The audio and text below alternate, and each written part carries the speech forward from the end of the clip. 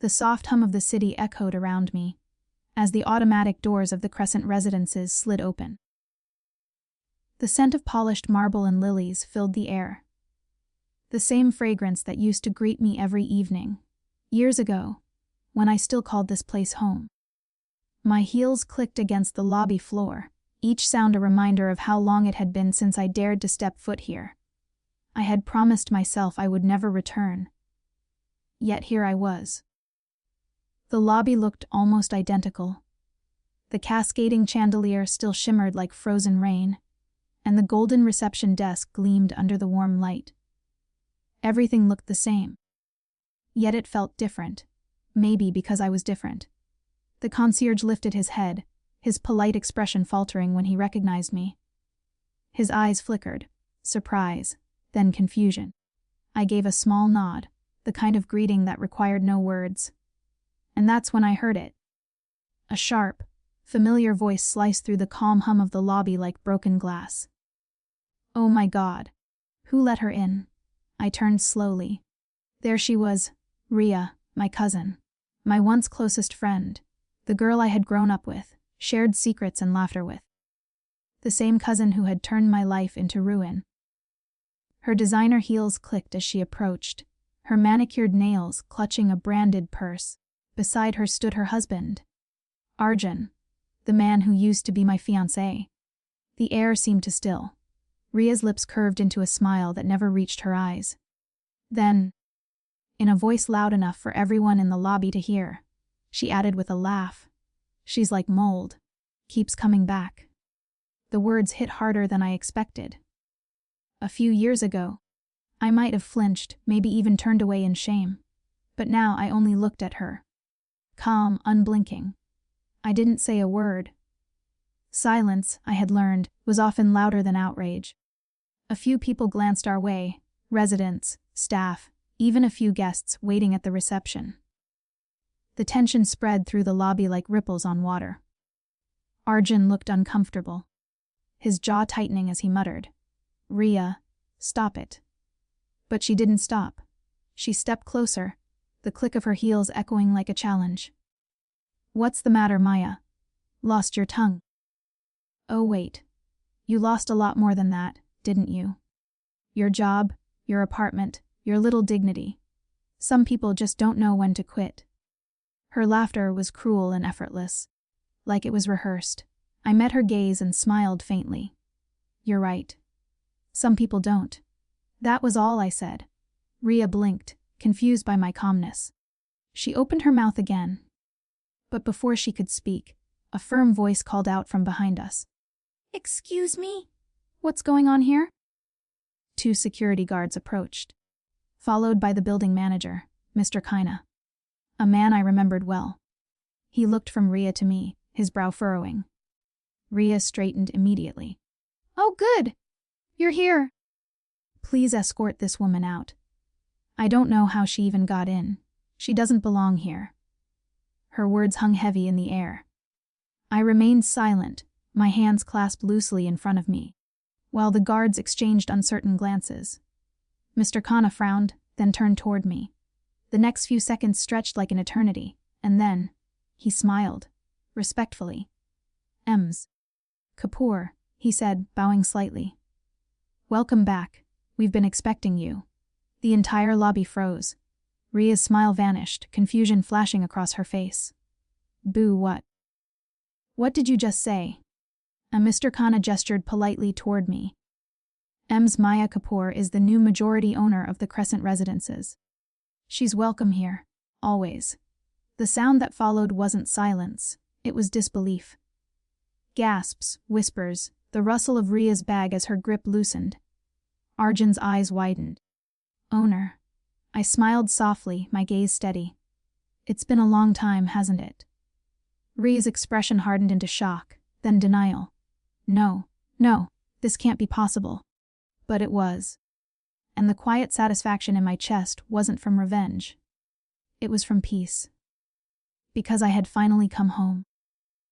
The night after my downfall still lives somewhere inside me, like a scar that doesn't ache anymore, but never quite fades.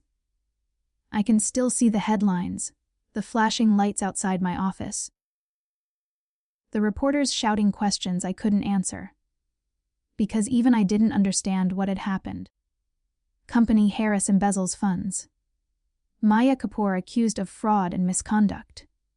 I remember standing in the boardroom as the accusations were read out, my father's portrait staring down from the wall.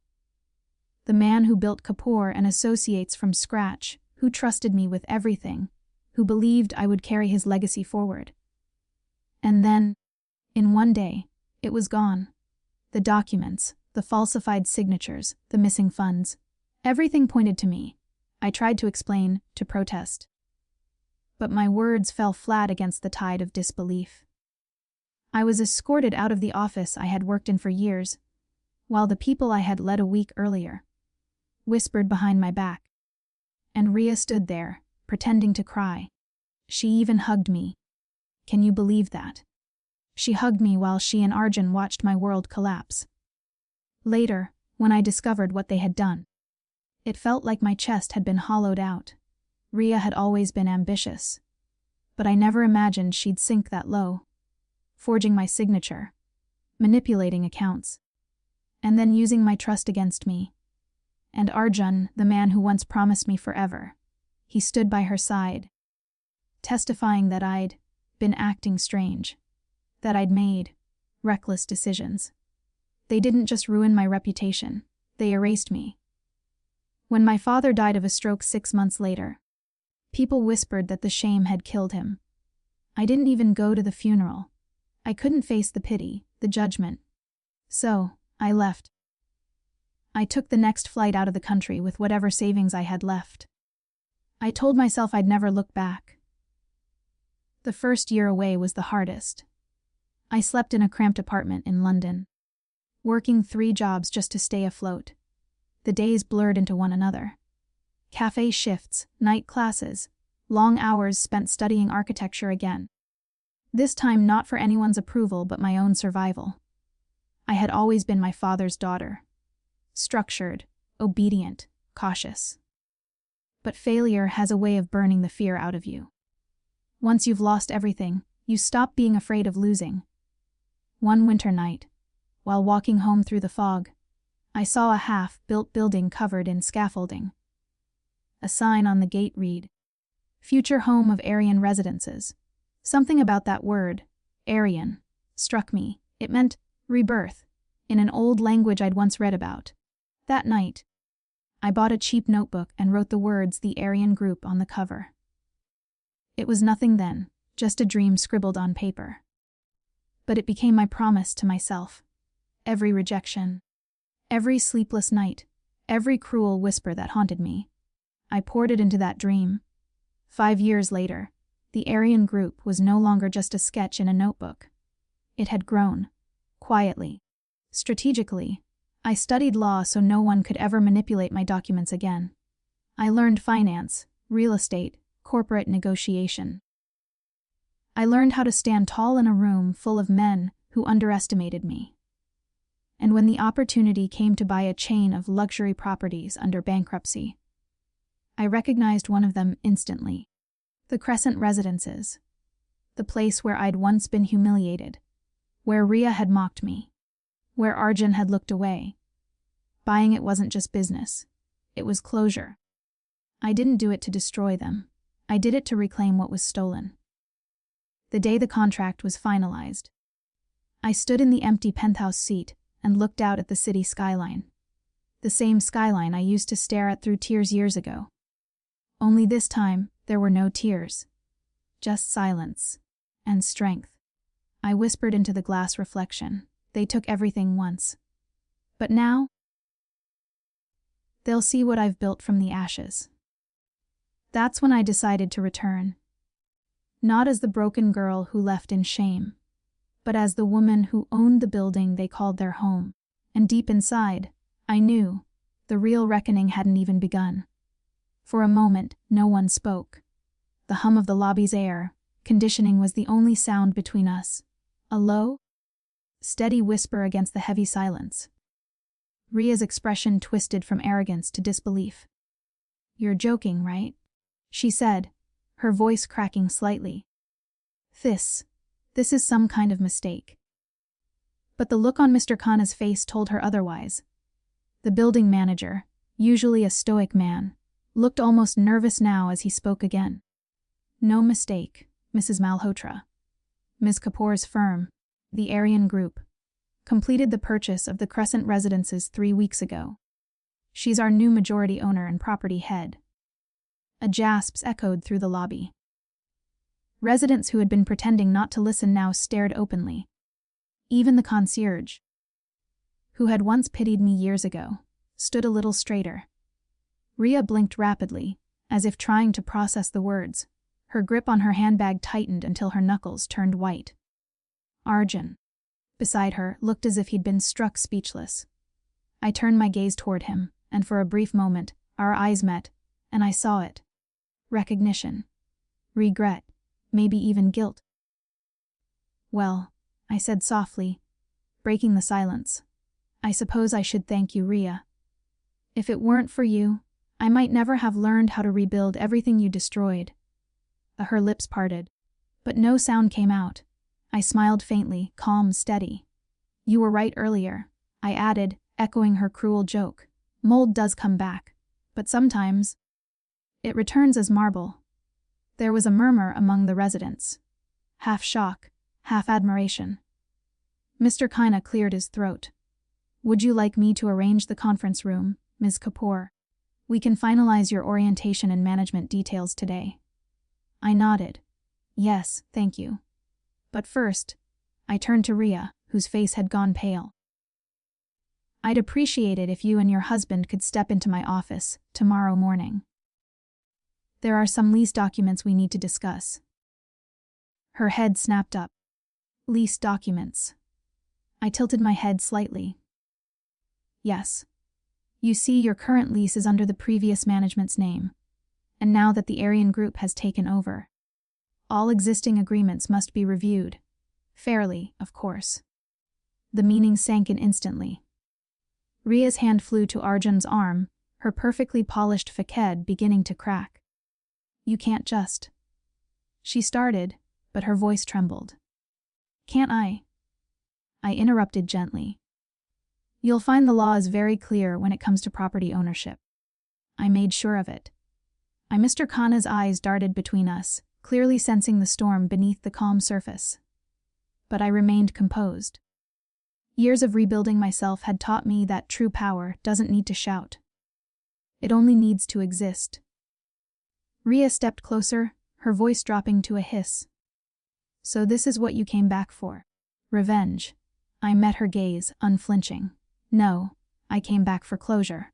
I paused, then added softly, revenge is just the echo. Her eyes glistened. Whether from anger or fear, I couldn't tell. Arjun tried to speak, his tone uncertain. Maya, listen, things got complicated back then. You know how business. I cut in, my calmness sharper than any shout. Is that what you call betrayal now? He fell silent. I could feel every pair of eyes in the lobby on us, yet I felt strangely at peace. The woman who once wept over their lies no longer existed. I wasn't the girl who needed their approval, their apology, or even their understanding. I'll see you tomorrow morning, I said, my voice firm but steady. 10 o'clock sharp. Bring all your documents, and a better attitude. Then I turned and began walking toward the private elevator. Behind me, I heard Ria's shaky whisper. This isn't over, Maya. I didn't turn around.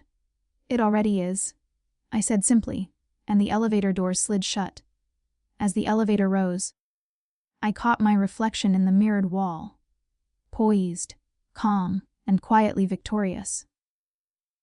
I thought of the girl who had walked out of this building years ago, carrying nothing but heartbreak and shame. She would never have imagined this moment. When the doors opened onto the top floor, I stepped into the penthouse suite, the same one I had once dreamed of owning. The city stretched out before me through the floor, to ceiling windows, golden under the late afternoon sun. For the first time in years, I allowed myself to breathe freely. I had not come to destroy them. I had come to remind them, and myself, that no one can bury a woman who has learned to rise. The next morning. The city was washed in pale sunlight when I walked into my office on the top floor of the Crescent Residences. The same building that had once been a symbol of my humiliation now stood beneath my nameplate.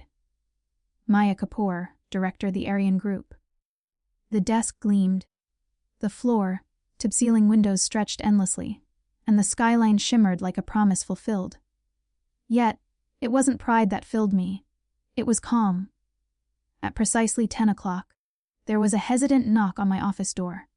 "Come in," I said, my tone measured. Ria entered first, her once perfect confidence replaced by a forced composure. Arjun followed, silent and subdued.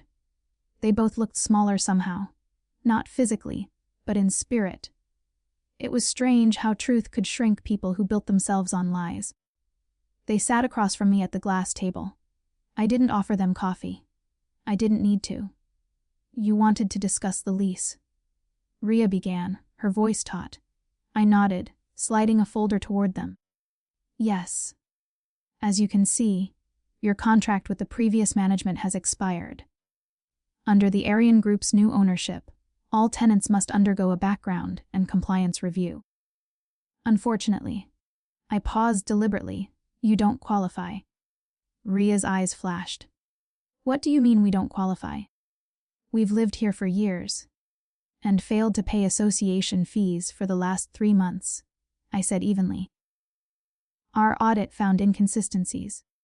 You'll have 30 days to vacate." Her mouth fell open. "You're evicting us." I leaned back slightly. "I'm enforcing the rules. The same ones you once used to throw me out of my own home." Arjun finally spoke, his voice low. "Maya, you've made your point. We were wrong, okay." Ria went too far. "But," I raised a hand to stop him. "You think this is about making a point?" "No, Arjun. This is about setting things right." For a moment, silence hung heavy in the room. Ria's mask slipped. Her eyes glistened, her voice trembling between defiance and fear. "We loved you, Maya. You were family. I never wanted it to go that far." I met her gaze, steady and unflinching. "Family doesn't destroy you and call it ambition." As she looked down. For once, she had no answer. I stood, closing the folder gently. "You have 30 days. I suggest you use them wisely." When they left, I didn't feel triumphant. Only free. Later that evening, I stood in the lobby once more. The chandelier above me shimmered like it did that first night I returned. But now, the air felt different, lighter, cleaner. Ria and Arjun passed by with the manager, their heads lowered as they signed the vacate papers. There was no laughter, no mockery, no whispered insults. Only quiet acceptance. Ria glanced at me briefly, her eyes full of something unfamiliar. Remorse, maybe. But I didn't need it. I gave her a polite nod, nothing more. True revenge wasn't rage or cruelty. It was watching the ones who broke you realize you never needed to break them back. After they left, I walked outside. The evening breeze brushed against my hair as I crossed the street to the old churchyard nearby. My steps slowed as I approached my father's grave, simple, white, and unadorned. I knelt and placed a single white lily on the stone. "It's done, Papa," I whispered. "They took everything once, but you taught me to build from nothing. I didn't destroy them. I just became someone they could never touch again." The wind carried away the last of my bitterness. All that remained was peace. When I rose, the city lights blinked awake one by one, like stars returning to earth. I looked up, feeling the weight of years lift off my shoulders. This was what victory felt like: quiet, dignified, and utterly complete. I turned toward the building that now bore my company's emblem. The Arion Group. Once, it had been a symbol of their triumph. Now, it stood as proof of mine. A soft smile curved my lips. "Let them remember," I murmured. "Not the girl they destroyed, but the woman who came back." And with that, I walked away, not out of vengeance, but out of peace, leaving behind the ghosts of who I once was and stepping fully into who I had become.